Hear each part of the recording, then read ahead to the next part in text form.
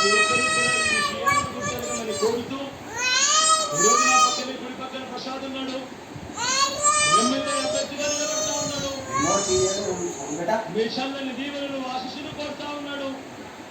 మంచివాడు, సౌమ్యుడు, మీ అందరికీ మంచి చేస్తాడు.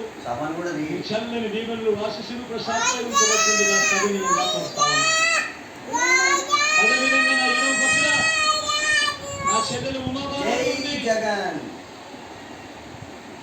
లాయర్, మంచి చేస్తే మంచి చేస్తుంది.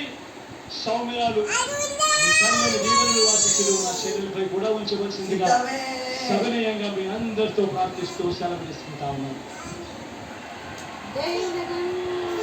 మీ ఇంట్లో మంచి జరిగితే నాకే ఓటేయండి. సిద్ధమే అనమా. మీ బిడ్డ ఒక్కడే ఒక వైపున ఉన్నాడు.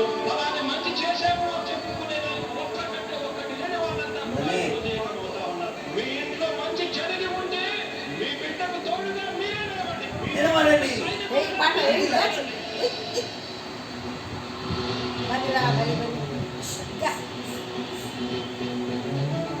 మీ ఇంట్లో మీ బిడ్డ వల్ల మీకు మంచి జరిగి ఉండాలి.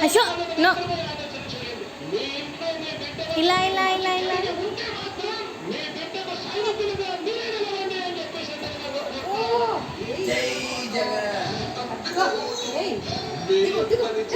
నాకు జగన్లో పెట్టాడు ఇలా